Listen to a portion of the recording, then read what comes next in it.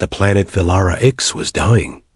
The sky burned with acid clouds, and the ground was a cracked bowl of salt and rust. Every storm stripped the land a little more. Every night felt longer than the night before. In a small shelter of stone and scrap, an alien mother named Lyria held her 2 daughters close and listened to their empty stomachs growl. She had saved and rationed for months. She had traded tools, clothes, even her wedding band. None of it was enough. The colony store was empty. The farms had failed. The feed vats were silent. Her people had one last economy left, an old, cruel market that bought living organs and paid in food. Lyria watched her girls sleep. Their cheeks were thin. Their hands were small and cold. She made her choice before dawn. She wrote their names on a scrap of fabric and tied it to her wrist. Then she walked into the storm. The surgeon's caravan sat under a rusted archway, lights glowing red in the fog. A metal sign read, "Life for Life." Inside, it smelled like sharp herbs and old rain. A clerk with silver eyes asked what she wanted to sell. Lyria did not tremble. "My heart," she said. "I want enough food for 2 children for 1 cycle." The clerk stared at her, then nodded. "You will receive nutrient pods and water stones. The procedure is instant. You will be sustained by a life crystal until a donor is found or until the crystal fails." Lyria signed the contract. It was a tight, slanted signature. She kissed her fingers and pressed them to the paper, like a prayer. The surgeon placed a warm crystal in a slot under her ribs. Her heart came out in a humming capsule. The machine sealed without a scar. Lyria felt light and weak, like a leaf in the wind, but she stood. She returned to the shelter with a carry crate. The girls woke to the smell of food and cried with joy. Lyria smiled and fed them first. She took only a few sips of water and a tiny bite of bread. She told them it tasted wonderful. She told them they were safe. She did not tell them what she had done. That evening the storm rolled in again. The crystal inside Lyria pulsed a soft blue. The glow lit her chest like a night lamp. She tucked her daughters under a blanket and sang an old lullaby. When their breathing grew slow, she slipped outside to breathe in the cold air and steady her legs. A human ship had crashed 2 nights ago on the ridge beyond the colony. People said a human survivor still walked the wild ground. Lyria had never seen a human. She had only heard stories, some kind, some cruel. She thought of asking for help, then decided against it. Help always had a price. She took 1 step, then another. Her knees buckled. The crystal flickered and steadied. She tried to turn back, but a gust pushed her onto the sand. She crawled, gripping the earth until her palms bled. The crystal dimmed. Her breath came short and fast. She could not wake her daughters to see her like this. She pressed her forehead to the ground and whispered their names. A voice cut through the wind. "Don't move." It was calm, steady, and close. A shape dropped to 1 knee beside her. A mask lifted. A human face looked down, weathered, tired, and alert. He wore a torn flight jacket with a patch that read Ward. A small medical kit hung from his belt. "I'm Captain Elias Ward," he said. "You're hurt." Lyria tried to speak. The words dissolved. She pointed at her chest. The crystal gave a weak pulse, and then another. Elias slid a scanner across her ribs and swore under his breath. "Life crystal sustain," he muttered. "Primary organ missing. Who did this to you?" She closed her eyes. "For my daughters," she whispered. "Food." Elias looked at the crate by the door. He looked at the scratched sign of 2 small hands painted on the wall. He understood. He took a slow breath. "I can stabilize you," he said, "but the crystal is failing." He carried her inside and set her on a folded blanket. The girls stirred. Their eyes widened at the sight of a human. Elias raised a hand and smiled. "It's okay," he said softly. "I'm here to help." He opened his kit, attached a small patch over the crystal, and fed a trickle of power from a portable cell. The glow grew brighter. Laria's breathing steadied. "What is your name?" he asked the older girl. "Saren," she said. "This is Nea." "Saren, Nea, I'm going to keep your mother safe," he said. "But I need to know who took her heart." Saren looked at the floor. "The red lights," she whispered. "In the market. They took it and paid us." Elias nodded. He had seen those red lights in many broken places across the stars. "I crashed near here," he said. "My ship has a med bay, but I need a power core to run it. And she needs her real heart to live." He checked the patch. The cell was already low. The crystal pulsed unevenly. Elias reached into his pocket and pulled out a silver chain with a small charm on it, a tiny compass. He closed his fist around it and opened his eyes, clear and focused. "Listen to me," he said gently. "Your mother did something brave to save you. Now I will do something brave to save her. I will find the people who took her heart. I will bring it back." Laria shook her head weakly. "You can't," she whispered. "They won't give it." "Then I won't ask," Elias said. He wrapped his jacket around Laria's shoulders and set the power cell on a stable stand. He mapped a route in his head, down the storm gully, past the salt ridge, into the market under the rusted arch. He knew the kind of men who ran places like that. He had fought them before, on other worlds with other names. He stood to go, then stopped. The wind outside had shifted. He heard boots, low voices, the rattle of metal. Figures moved in the fog. The girls froze. Laria's eyes widened. Elias stepped to the doorway and peered into the storm glow. Shapes appeared, 4, 5, maybe more, wearing red bands on their arms. One held a humming capsule with a soft, familiar light inside. The man smiled without warmth. "We came to collect," the man said.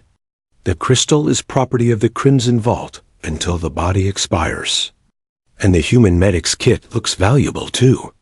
Elias lifted his eyes to the capsule and saw it pulse in the man's hand. He knew that rhythm now. He had just scanned it. He had just felt its weak beat through the patch. His jaw tightened. Behind him, Saren whispered, "Mama's heart." The power cell on the crystal sputtered and flickered. Laria's breath stuttered. The girls pressed close to her side, gripping her hands. The red-banded men took one step forward, then another, their boots crunching the dry salt. Elias slid the safety off his sidearm and spoke without raising his voice. "You brought it to my door," he said. "Good," the leader laughed. The storm hissed. The crystal light in Laria's chest dimmed to a thread. The man lifted the capsule higher, like a trophy. "Come and take it," he said. Elias stepped into the doorway as the first knife flashed in the fog, and the light in the capsule beat once, hard. Like a drum at the edge of war, the storm howled outside like a living beast.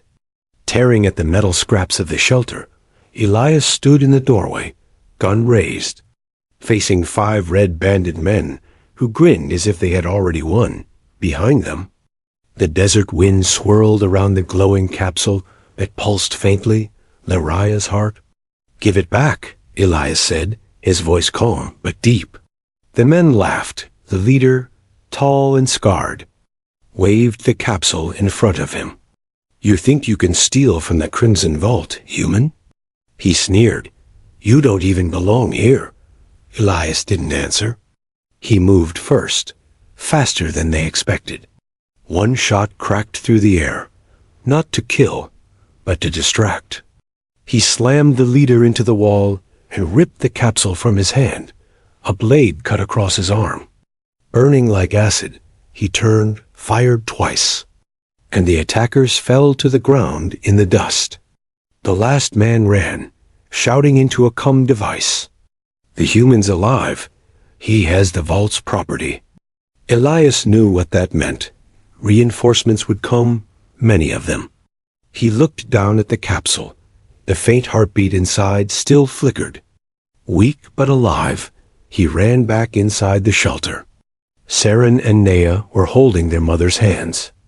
Lyraya's face was pale, the crystal in her chest fading to gray. "I got it," Elias said, setting the capsule beside her. "But I can't reconnect it here.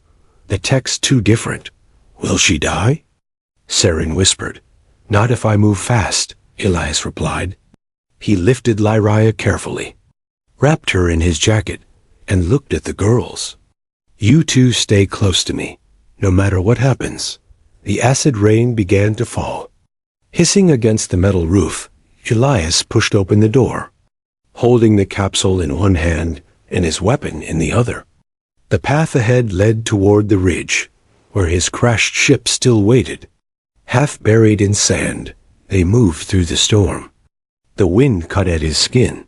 The girls coughed but didn't cry. Brave, he thought. They're brave like her. By the time they reached the wreck, the night was almost black. Elias forced the hatch open, lights flickering as he stepped inside the ruined med bay. He placed Lyraya on the table and connected her to the ship's systems. A blue light scanned her body. Data streamed across the screen in symbols he barely understood. Human biology, 90% incompatible. The computer droned. Organ integration, high risk, Elias sighed. Yeah. Tell me something new. He attached the capsule to the interface, watching the heartbeat stabilize slightly, but her vitals still dropped. Not enough power, he muttered. The main core's gone. Nea tugged his sleeve. They'll come back, she said softly. Elias nodded. Then we'll be ready. He gave them blankets and protein bars. The girls huddled together while he worked through the night, scavenging cables, rewiring circuits, trying every old soldier's trick he knew. Outside, the storm quieted, but the air felt heavy, like the world was holding its breath.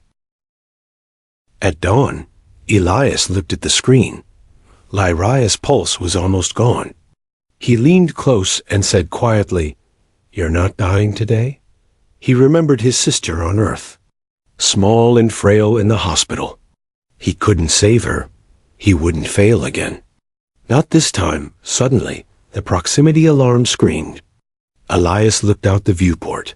Down in the valley, red lights were moving through the fog. A convoy of vault hunters, armored and armed, heading straight for them. "Saren, Nea," he said quickly. "Hide in the storage bay. Lock it from inside. Don't open the door for anyone except me." The girls obeyed without a word, their eyes wide with fear. Elias checked his rifle, strapped on his armor vest, and looked back at Lyraya. Her face was peaceful now, almost glowing under the med bay lights. He reached out and touched the capsule, feeling its faint warmth. "You gave your heart to save them," he whispered. "Now I'll give mine to save you." Outside, engines roared closer. The human stood alone at the mouth of his broken ship, wind tugging at his jacket, plasma rifle in hand. The first vault vehicle crested the ridge, painted with blood symbols, loudspeakers echoing through the canyons. "Surrender the body, human," a voice thundered. "You have 1 minute to comply." Elias took a breath. His face hardened into calm resolve. He whispered to himself, "You took her heart. Now I'll take yours." The sun broke through the storm clouds for the first time in years, casting a pale light across the battlefield. The countdown began. 59, the loudspeaker blared. 58. Elias raised his rifle, eyes fixed on the horizon, inside the ship. The capsule on the med table began to pulse faster, as if Lyraya's heart could feel the coming fight. The vault convoy stopped just beyond the ridge. A dozen soldiers stepping out, The leader wore a crimson cloak. Carrying a branded staff that hummed with power, Elias smiled faintly. "You brought the whole vault," he muttered. "Good," the loudspeaker crackled. "Time's up." The sky flashed white.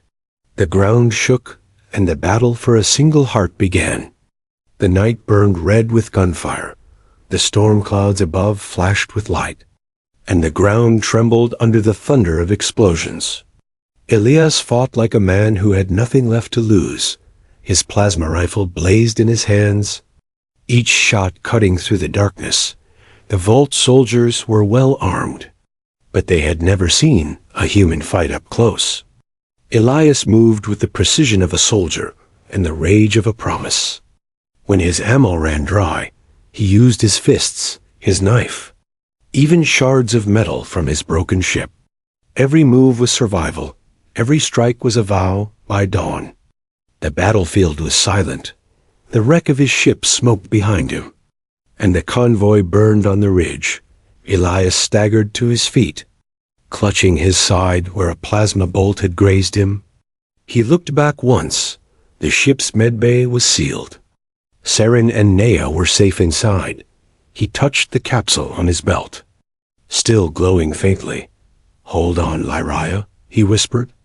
"I'm bringing you home." He took a scavenger bite from the wreckage and drove toward the horizon.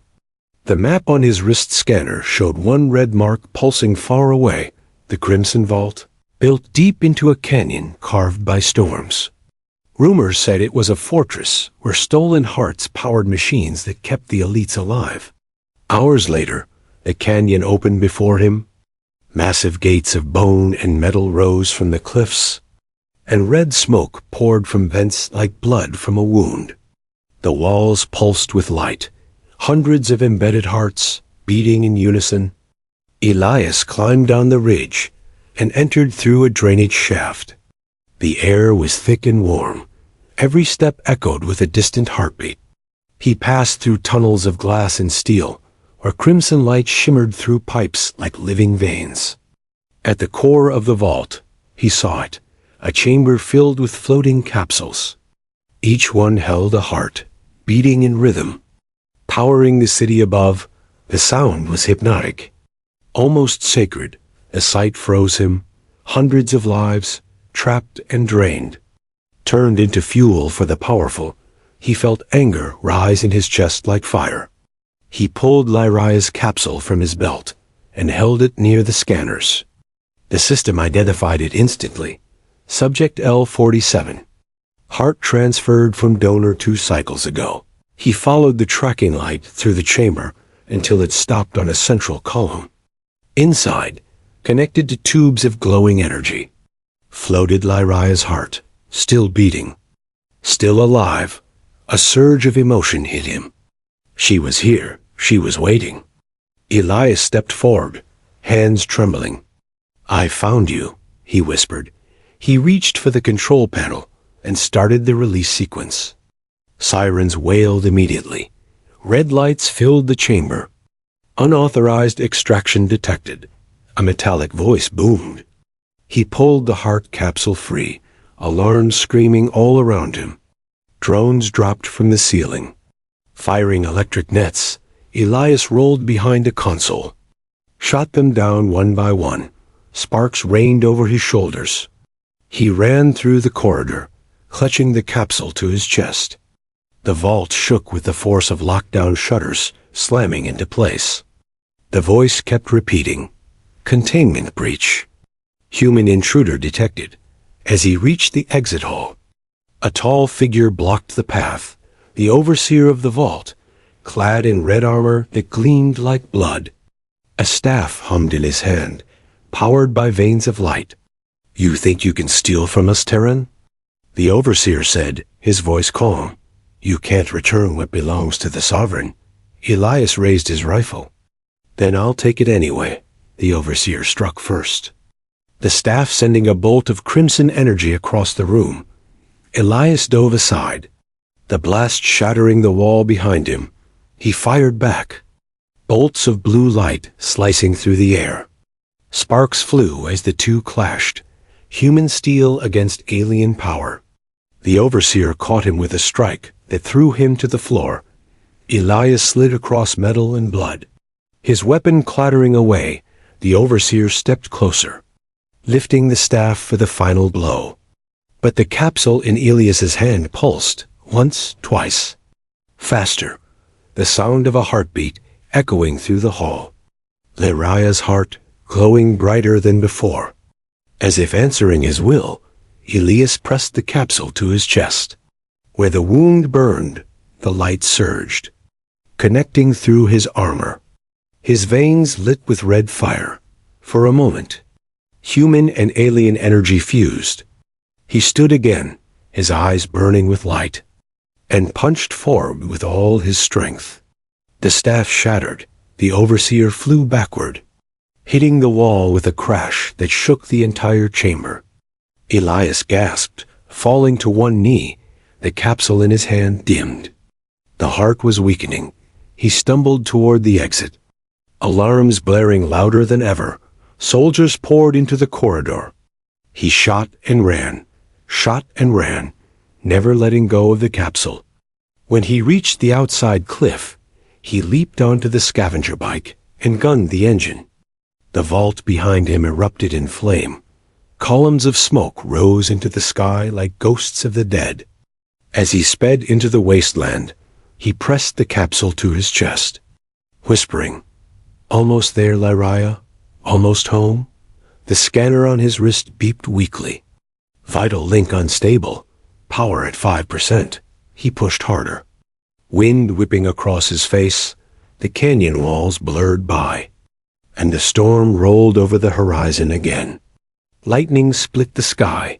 For a brief moment, the reflection of his bike flashed across a mirrored ridge, and behind it, distant headlights appeared. The vault had sent pursuit drones. A whole squad of them, closing fast.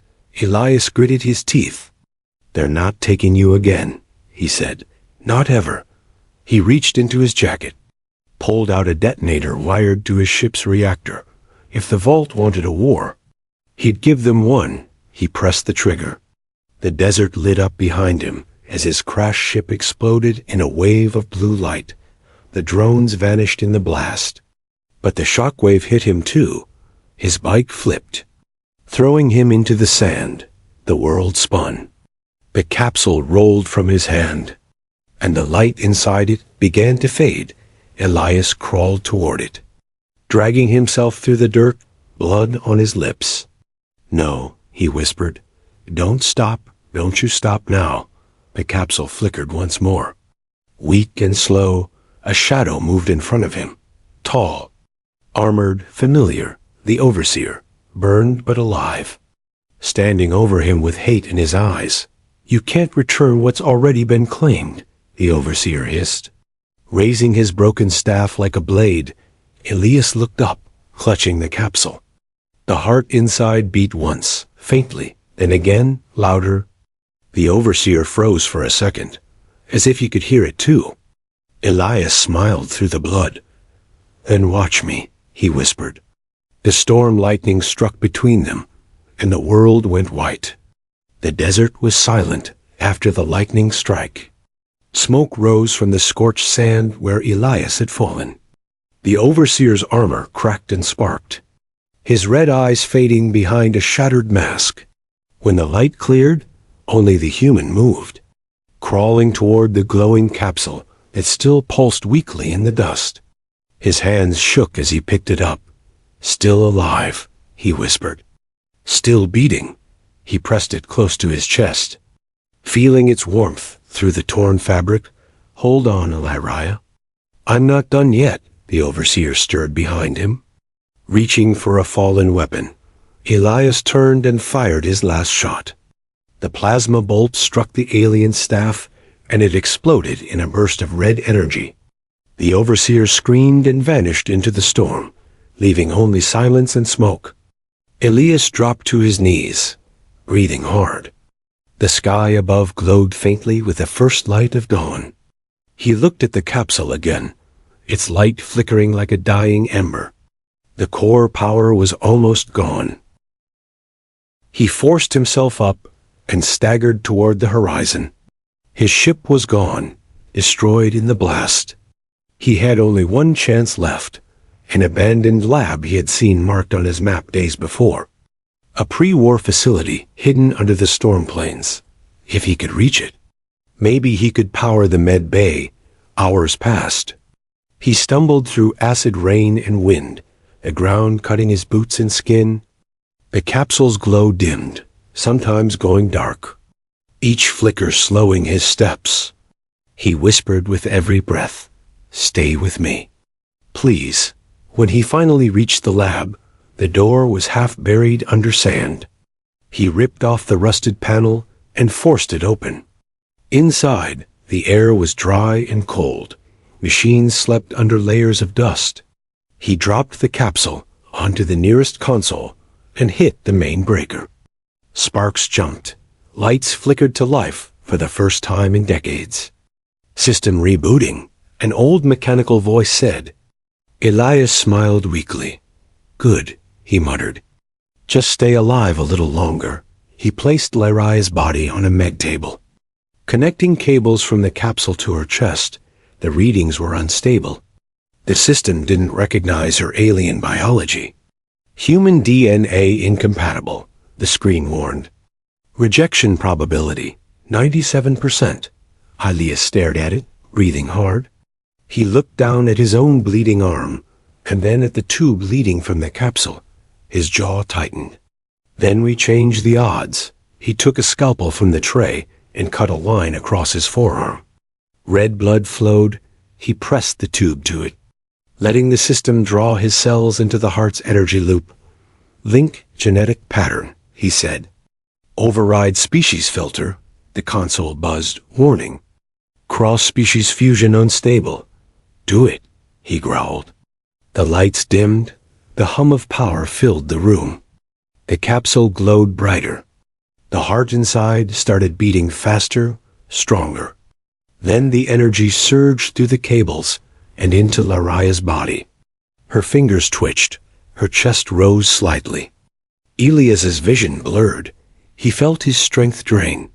His blood mixed with alien biofluid, the two energies colliding inside the machine. Pain shot through his veins like fire. He gripped the table and screamed. But he didn't stop. "Come on," he shouted. "Don't give up now." The console sparked. Readings jumping, her pulse appeared on the monitor. Faint, but there. The heart had accepted the fusion. But the power core couldn't hold. The generator overloaded. Alarms blared through the lab. Critical failure in 30 seconds. Elias stumbled toward the backup core. Dragging a heavy cable across the floor, he jammed it into the reactor port. The light flickered once more, then steady. Lyraya's eyes opened slightly, silver and glowing. Her voice was weak but clear. "Elias?" He turned, smiling through tears. "Yeah," he said softly. "You're back." Her hand reached out, touching his face. "Why? Did you do this?" "Because you gave everything for them," he whispered. "Now I'm giving something back." The lights flickered again. The power readings began to drop. Elias looked at the console. The main cell was melting down. "No, not yet," he said, hitting controls that no longer responded. Lyraya's fingers tightened around his. "It's enough," she said. "You did it." He shook his head. "Not yet," the backup reactor screamed as it overloaded. Blue sparks leapt from the walls, the room filled with smoke and heat. Lyraya sat up suddenly, glowing brighter than before.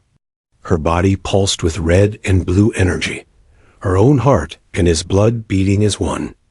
"Elias," she whispered, "you're burning." He smiled faintly. "Then I'll light the way." The reactor exploded, filling the room with blinding white light. When the silence finally returned, the lab lay in ruins. Only faint sparks glimmered among the debris.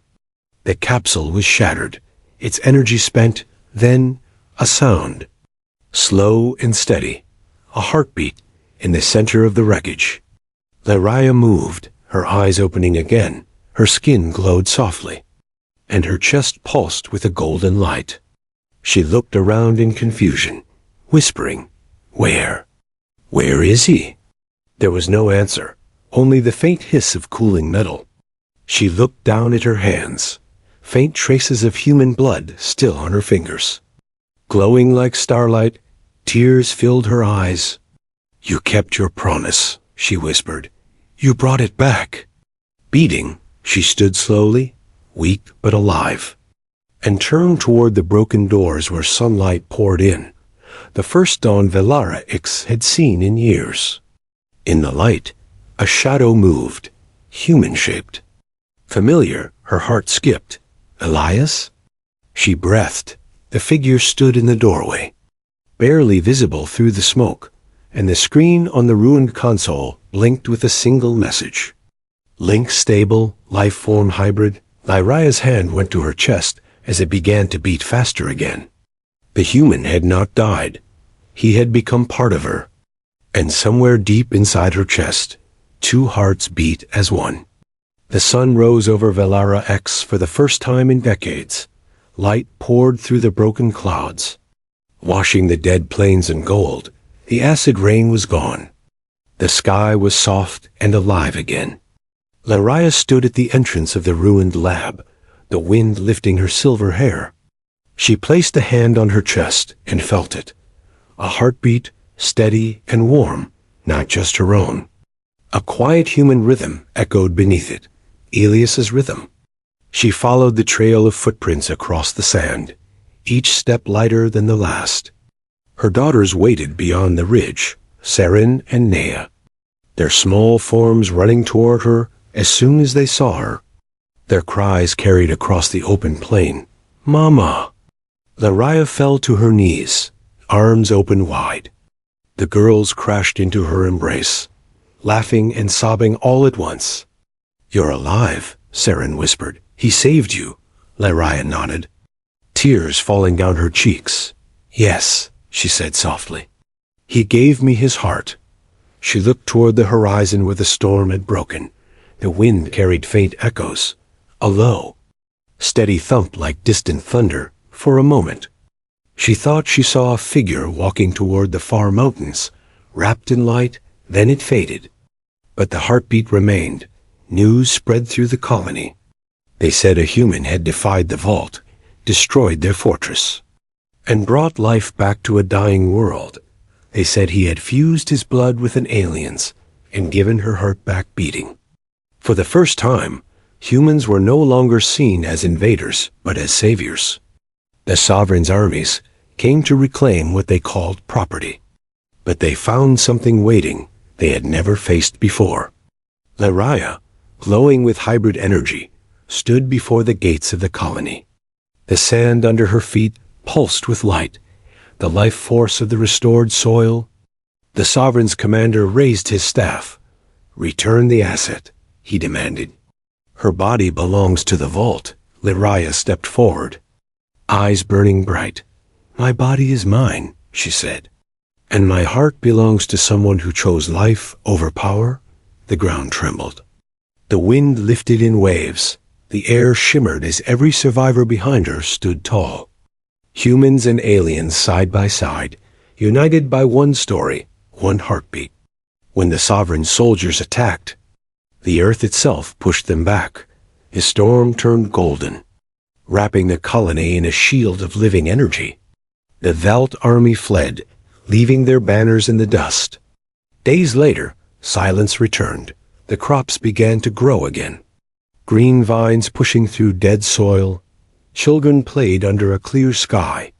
And the people spoke one name in reverence. Elias Ward, the human who returned a stolen heart. In the evenings, Lyraya would stand on the ridge, watching the horizon where light still glowed faintly from the mountains. Saren would ask, "Do you think he's still out there?" Lyraya smiled gently. "I don't think," she said. "I feel it." She pressed her hand to her chest. "He's here," she whispered. "And here," she added, pointing toward the dawn.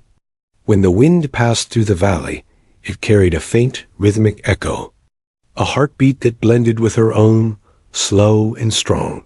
Years later, the people of Velara X would tell the story of the human who brought back the sun.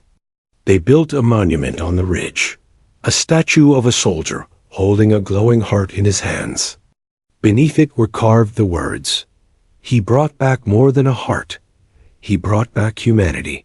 And when the night winds howled, the light within the statue would flicker once, twice, like a pulse, a reminder that somewhere across the stars, one human's heart still beat inside the alien he saved.